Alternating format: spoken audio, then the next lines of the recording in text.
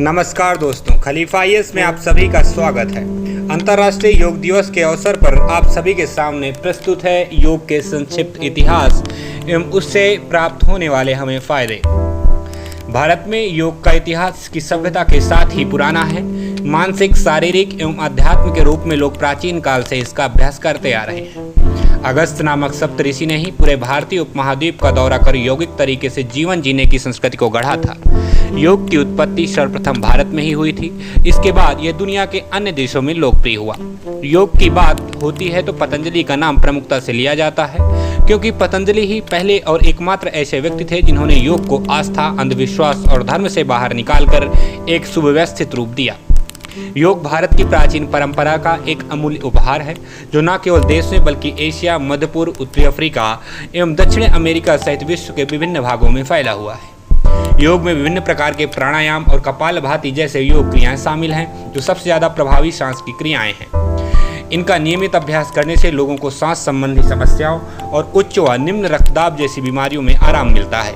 योग वह इलाज है जिसका प्रतिदिन नियमित रूप से अभ्यास किया जाए तो यह बीमारियों से धीरे धीरे छुटकारा पाने में काफ़ी सहायता करता है। यह हमारे शरीर में कई सारे सकारात्मक बदलाव लाता है और शरीर के अंगों की प्रक्रियाओं को भी नियमित करता है। कपालभाति, अनुलोम विलोम, भ्रामरी एवं भस्त्रिका प्राणायाम स्वास्थ्य के साथ अपने वजन को कम करने में भी लाभकारी होते हैं। प्राणायाम के द्वारा डायबिटीज, अत्यधिक वजन, मानसिक तनाव आदि से छुटकारा पा सकते हैं। स्वास्तिकासन से पैरों में दर्द, गोमुखासन से यकृत, गुर्दे एवं गठिया को दूर करने में, गोरक्षासन से मांसपेशियों में रक्त संचार बढ़ाने एवं योग मुद्रासन चेहरा सुंदर व मन को एकाग्र करने में मदद मिलती है। योग के सभी आसनों से लाभ प्राप्त करने के लिए सुरक्षित और नियमित अभ्यास की आवश्यकता है। योग के दौरान श्वसन क्रिया में ऑक्सीजन लेना और छोड़ना सबसे मुख्य है। योग के फायदे बच्चों से लगाकर बुजुर्गों, महिलाओं एवं गर्भवती महिलाओं सभी को होते हैं। योग में हजारों बीमारियों को ठीक करने के गुण छुपे हुए हैं।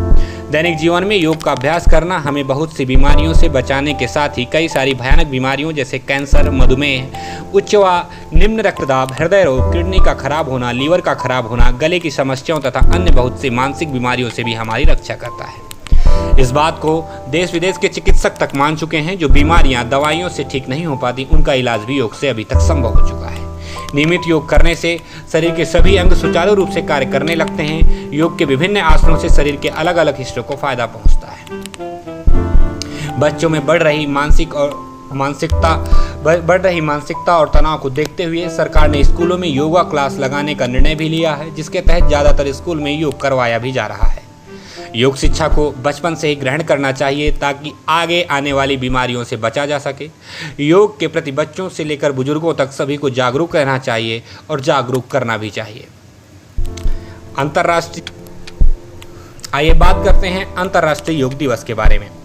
21 जून को अंतर्राष्ट्रीय योग दिवस भारत में ही नहीं बल्कि दुनिया में मनाया जाता है। भारत के प्रधानमंत्री नरेंद्र मोदी ने 27 सितंबर 2014 को संयुक्त राष्ट्र महासभा में योग की पहल की। इसके बाद 11 सितंबर 2014 को संयुक्त राष्ट्र में 177 देशों द्वारा 21 जून को अंतर्राष्ट्रीय योग दिवस के रूप में मंजूरी मिली। पहली बार 21 जून 2015 को अंतर्राष्ट्रीय योग दिवस को मनाया गया था। ऐसा माना जाता है कि 21 जून वर्ष का सबसे बड़ा दिन होता है और योग भी मनुष्य की आयु को बढ़ाता है। कोरोना महामारी के चलते पिछले साल 2020 में इसकी थीम सेहत के लिए योग, घर से योग रखी गई थी। वहीं इस साल अंतर्राष्ट्रीय योग दिवस की थीम स्वास्थ्य के लिए योग रखी गई है। धन्यवाद, मिलते हैं अगले वीडियो में।